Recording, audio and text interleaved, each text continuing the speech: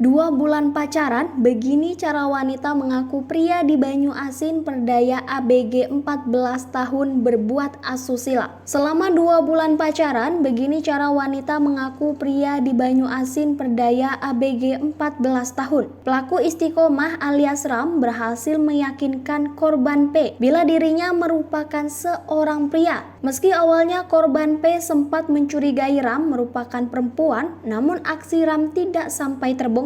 Ram menggunakan KTP palsu agar identitasnya sebagai perempuan tidak terungkap. Ia mengubah KTP miliknya sendiri dengan nama Ram Saputra. Terlebih, potongan rambutnya yang pendek dan juga dada yang berukuran kecil membuatnya sepintas terlihat seperti pria. Pernah sekali korban P itu memegang dada aku, katanya kenapa seperti dada perempuan. Di situ aku yakinkan kalau aku pria dengan menunjukkan KTP dan korban yakin aku pria, ungkap Ram yang sehari-hari bekerja sebagai juru parkir ini. Untuk meyakinkan korban bila ia memang betul-betul pria, Ram memutuskan mengajak korban menginap di rumahnya. Ram mengaku bila ia merupakan seorang pria dan mau mengajak korban untuk berhubungan badan. Karena korban yang sempat curiga akhirnya mau menerima ajakan dari pelaku Ram. Saat itulah tindakan pencabulan terhadap korban P dilakukan Ram. Agar kedoknya tak terbuka, Ram sama sekali tidak membuka bajunya.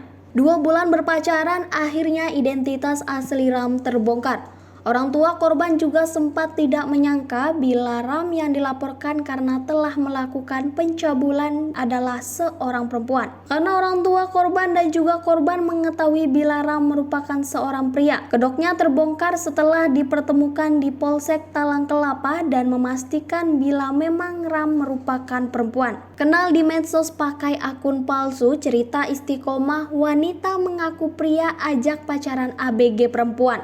Pelaku istiqomah menceritakan bagaimana ia bisa berkenalan dengan korban P hingga berujung pacaran. Menurut Ram, ia bisa berkenalan dengan korban P melalui media sosial menggunakan akun bernama Iski Saputra.